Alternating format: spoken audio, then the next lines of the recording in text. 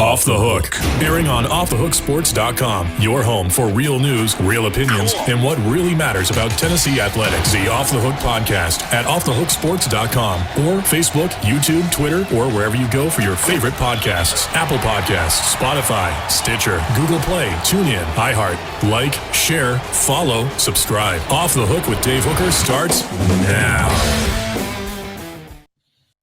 Jacob Warren on the Vol Report, brought to you by Bassey Lawn and Garden as he's shifting around his, what was that, your hoodie? You look great. You made it just in time. I saw the shift around. Thank you. Yeah, thank you. Trying to look right for everybody here. I want to remind everybody to like and subscribe so we can bring you more from Jacob Warren and, of course, Cooper Mays. And we've got some more additions we're excited about. Also, Chris Landry of LandryFootball.com. John Adams of the Knoxville News Sentinel with Josh Ward. We've got a lot. And then our daily show with Amanda LaFrada, who has picked up the new nickname, Hottie LaFrade. But anyway, like and subscribe. That's all I'm going to say about that, Jacob. And I'm just going to leave that be because I could get myself in HR trouble since I guess technically I own the company. Go. Yeah, so it was the listener who gave her the name. Her name is Amanda to me, and I'm going to leave it at that.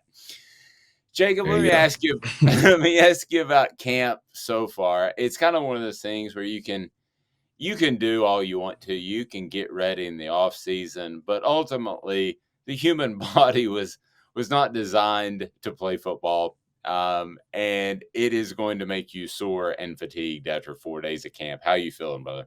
For sure. I feel, like you said, as you would expect to feel. Muscles are achy, obviously, because we've done more running, more hitting, and just holding your head up with that helmet on your head is just is hard in itself. And then you actually have to run around and hit other people with it and stuff. So obviously the body feels, like you said, after 4 days of playing football, that's how it should feel. So but yeah, I mean, it's just a matter of getting in the training room and trying to make sure everything's good, make sure everything's still clicking, chiropractic adjustments and stuff like that, and just trying to get ready for the next day. The most annoying thing that people say, that fans say, and I'm not just talking about Tennessee all fans, but this annoys me to no end, and it has to you as well, or you just laugh it off, is when they say, I could have done that. I'm like, no, you really don't realize the difference in level. And so somebody said this to me at the gym the other day, and it's like, oh, I could be as good as him. I said, I'll tell you what, why don't you fall down 40 times and get back up, and you and I can meet in 24 hours at this very same place at the gym, and you tell me how you feel. And just fall. Don't even be hit and knocked to the ground. Just fall on the ground and see how you feel. No, yeah, it's obviously that comment is very prevalent, and it happens a lot, and it's easy to say whenever you'll never find out how hard it is. And obviously I can't do anything about it because I'm doing it. So I don't know. If you want to say that, then you can. But I think people that really understand have a different level of respect and appreciation for how our bodies must feel the next day. I offered the guy an Off the Hook Sports t-shirt. That's as far as I would go. But I was close to dipping into the bank account and saying, $100, let me watch you fall 40 times, and I'll talk to you tomorrow afternoon. Right. Yeah. We'll see how you feel. Yeah, it's not going to be good. So along those lines, the thing that I'm asked about a lot is Joe Milton, because of the way he jumped out of bounds at Ole Miss, and they have confidence in him. And everybody says, oh, I'd know even better to do that. Well, you're in the heat of battle. Maybe you would, maybe you wouldn't. But I'm curious the team's confidence in him, the way that unfolded, and the fact that Hendon Hooker was able to bench him. I know that he has an awful lot of ability, but at the end of the day, Jacob, his teammates have to believe in him. Can you describe kind of the thought process there? Yeah, it's. I think this is probably something I've talked about before. Joe is very much the guy himself. You know what I mean? He's got the charisma, he's got the confidence, he's got the like you said, the ability. He's a smart player. Obviously, that was an instance where, it's something that, like you said, in the heat of battle, he might have not made the correct decision, or you can't do that on the last play, obviously, right? And he knows that. He's completely aware of that, and I don't think that really changed a lot, at least on the offensive side of the ball. Like for us, it didn't change the way we looked at him, didn't change the way we thought about him as a player. Every day he performs at practice, and he, you know, makes big throws. He can do the checkdowns. He can have the little soft touch passes over the middle. We're on the same page. You know, whether I'm repping with him or with Hendon, like, um, it's cool to be able to almost feel like there's no difference. You know what I mean? Like they're both back there. Either one of them, I know. You know, say this is a cover two picture, and I know this pocket in the defense is open.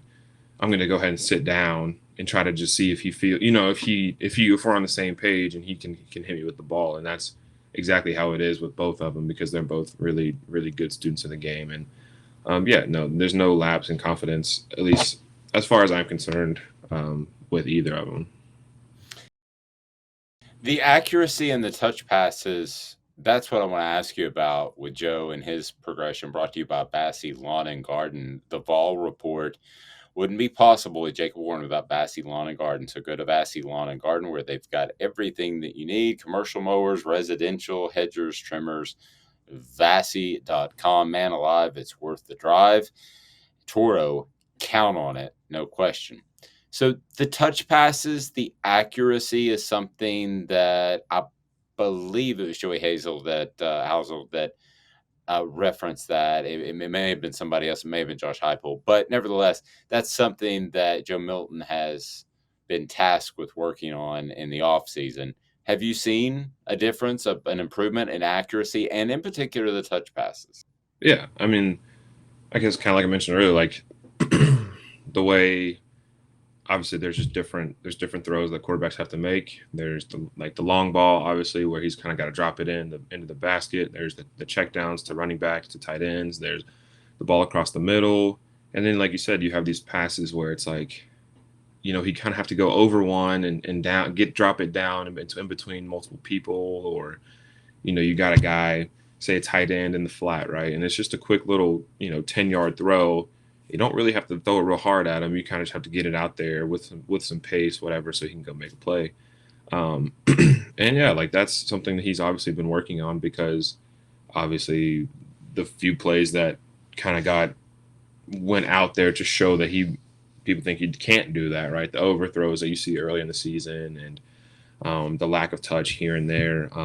Obviously, I think probably challenged him a lot to be able to make those throws. And I feel like I've seen it in practice so far, about how just he's able to make all the throws on the field, and obviously has the arm strength to make all of them, but knows how to kind of tone it down sometimes too. So goodness knows this is a much lower level, but when I'm live on the air, when I've been live on the air, I have said stupid things. It happens. Be it an accidental mistake or a prediction that looked really, really dumb 24 hours later.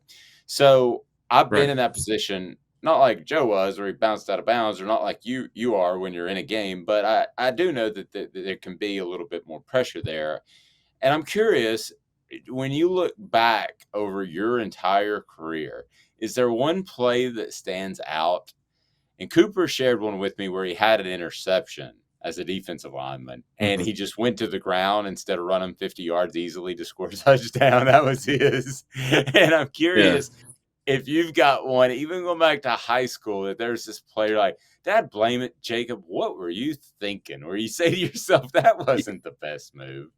Yeah, no, I mean, there's obviously, I don't know if there's a particular one, but there's multiple I can think of where, I just read something completely wrong on a route, and just go out. Like say I have a little hook route or something, or an option route, and when you're out there, it's kind of, your eyes are all over the place. You're trying to focus on what you need to focus on, and like there's one very clear option. Like say I needed to go out away from the leverage, and I broke in, and then you go back to the film, and you're like, what was I thinking? Like that happened a couple times last year, where like, and you're just like, what was I thinking? How did I not see all this grass over here? Run to the grass, go get the ball, go score. You know what I mean? Like there's a lot of different instances like that, but I don't know. I guess nothing specific really stands out. Do you know it when you do it? like during or after that play, you're like, bleep, I'm gonna hear about this on Monday or Sunday?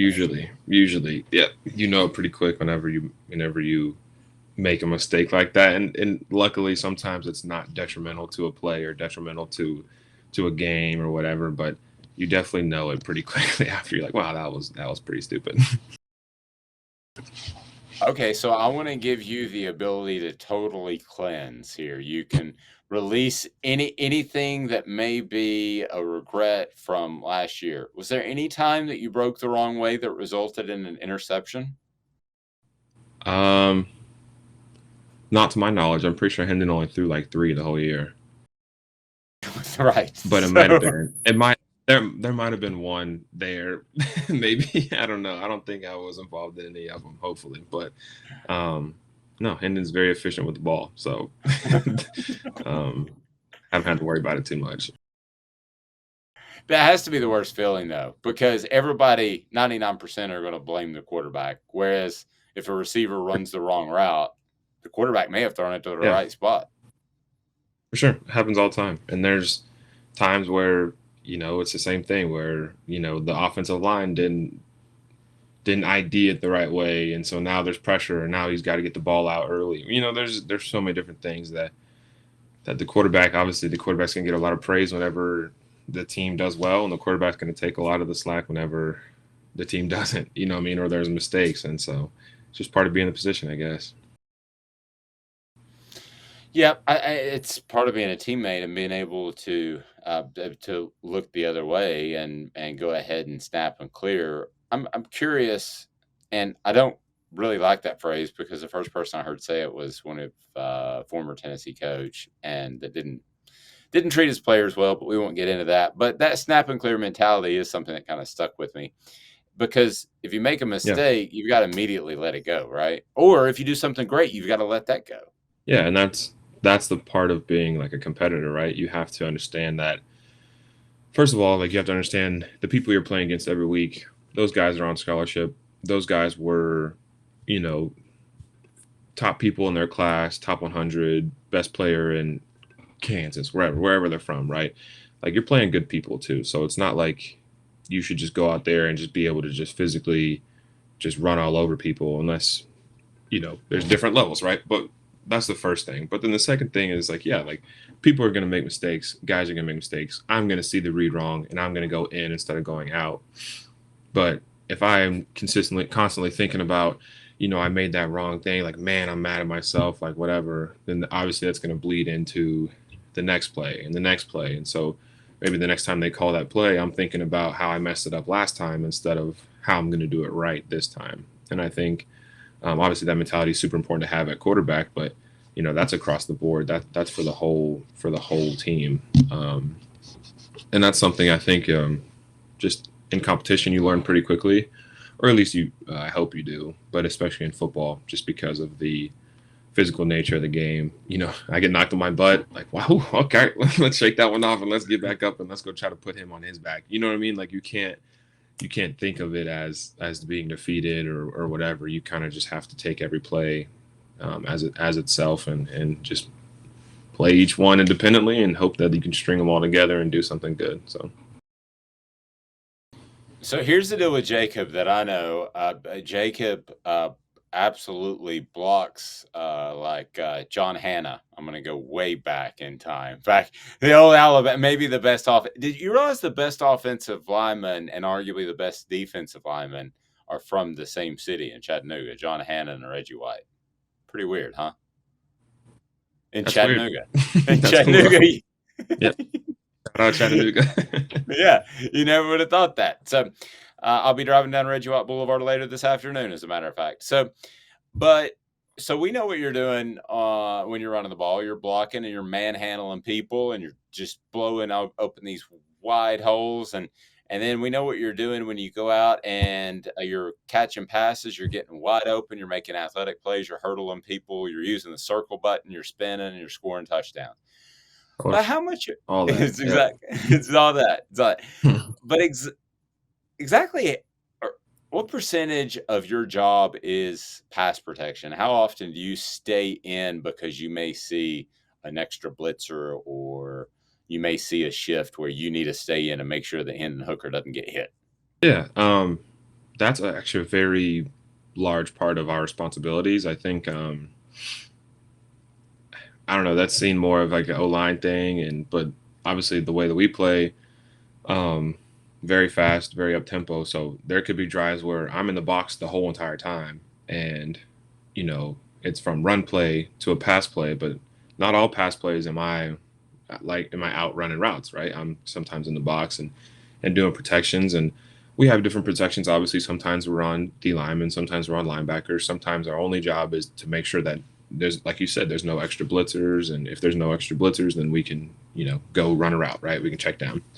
Um, but no, that's a very big part of our game and of our offense is having extra elements in our protections. So whether it's the running back, whether it's the tight end, just being able to handle all situations, different checks and things that we have that can get us in the right spot. And so yeah, that's a bigger part than people really, I think, realize or think about. I agree. Back in 30 seconds, I'm going to ask Jacob Warren what he thinks about a potential future star for Tennessee, but it's early. Justin Williams-Thomas, who seems like a 28 or 32-year-old man already, but he's just like 18. 30 seconds. Yeah. We talk Tennessee tailback. To own the more that owns every job, then get to Vassey Lawn and Garden in Cleveland and get you a Toro. I'm David Vassey, here to talk to you about Toro. With a Toro Zero Turn, you'll get more out of every minute and you'll reach the finish line faster. At Vassey's, we like to say, no matter if you're mowing 3 acres a week or 11 lawns a day, homeowners and business owners alike find confidence in equipment they can trust from top to bottom. Vassey Lawn and Garden, Highway 60 North in Cleveland. Man alive, it's worth the drive. All right, I like Jabari Small a lot. I like several of the other tailbacks, but you know who's going to get the most pub, and that's the highly rated guy who comes in that already looks like he's a 24-year-old man in the NFL. And I was very impressed by his maturity when he talked to the media. I mean, he came business-like approach is what popped out in my mind. Like he came there to do his interviews, and then he was going to go do his workouts, or he's going to do whatever he needed to do. And he just seemed like he had that pragmatic sort of feel to him. What do you think of what Justin Williams-Thomas has been able to do at tailback so far? Yeah, he's definitely that way when it comes to like things like that. Like you said, the media and meetings and workouts and stuff, very locked in. But he's also still an 18-year-old kid and really likes just goofing around and hanging out and cracking jokes and whatever it may be. So he's definitely not this like, big-headed, freshman, right, whatever, however many stars he was. I don't know. But kind of came in and just kind of got acclimated pretty quickly and is one of those guys that's really outgoing and makes it easy for some of the people that are already here to kind of get to know him. And obviously, like you said, a very physically blessed person, right? He's a big back, obviously strong guy, runs the ball really hard, runs really well. I think we'll obviously learn his role, I guess, in the backfield, if that's what you want to call it, but we'll be very good in tandem with Jabari, with Jalen, with we got a couple young backs, and there's another back, Patrick Wilk, no one really knows about. One of our walk-ons, he runs the ball really well. Dylan Sampson, our new guy, one of our new guys, runs the ball really well. Hunter Barnes runs the ball really well. So I'm just super excited that we've got depth in that room now and that we're going to be able to they'll be able to do a lot of things and stay fresh. And Justin will obviously be a really big part of that. Well, you had some dude that just showed up from West Virginia, which sounds like the title of a Johnny Cash song.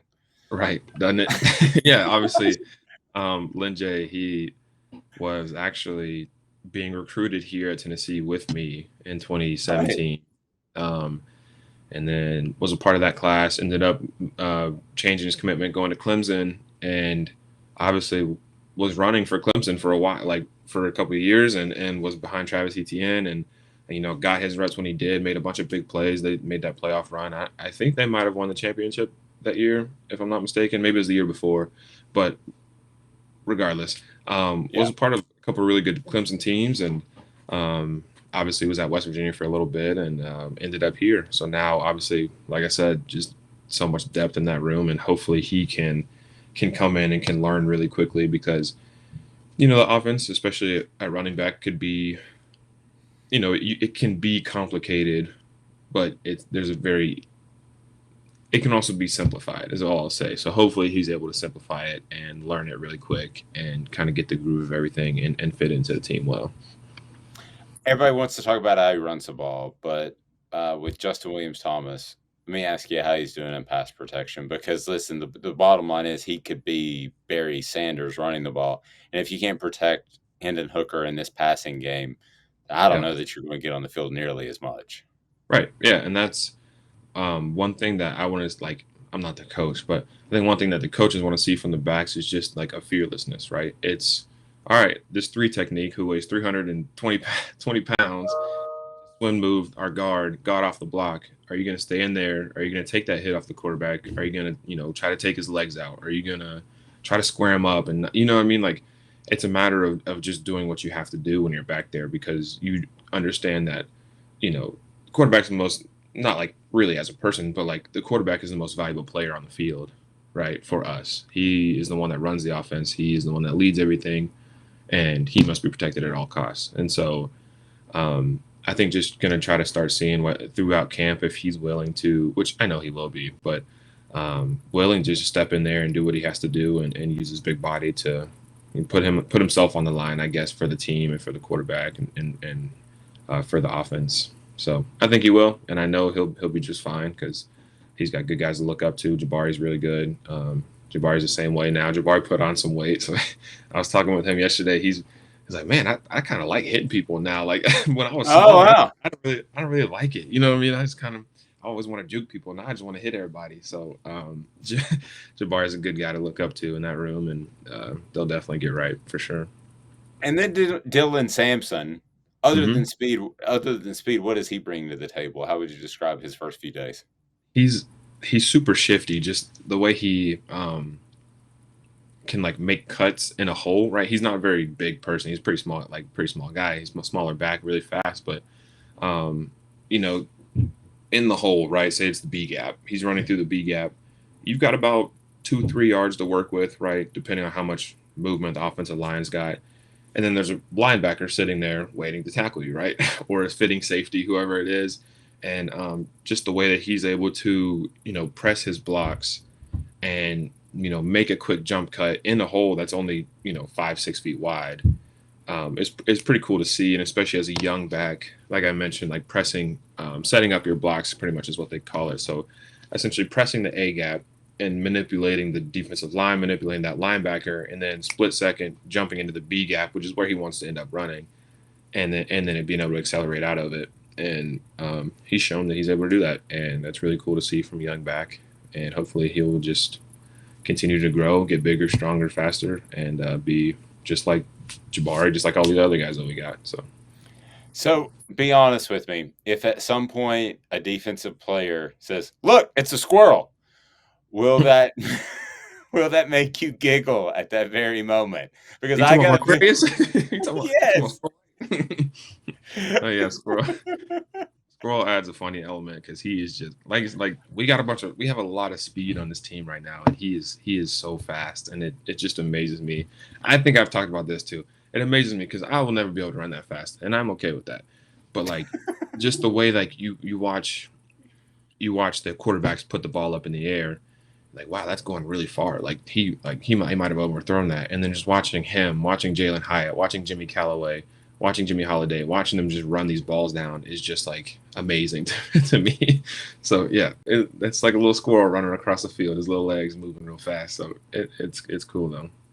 Yeah, I'm ready for that. Instead of Omaha like Peyton Manning used to do, I want to see Tennessee's opposing defense to say, "Look, a squirrel." That's squirrel. Squirrel. Squirrel's right there. He's Jacob Warren. Take a second to congratulate you on the Danny Werfel nomination. That was super cool because it's not just about playing good football. It's about being a good person, a good citizen off the field. So congratulations, man. I wasn't surprised to see you on that list at all. Thank you, sir. I appreciate that.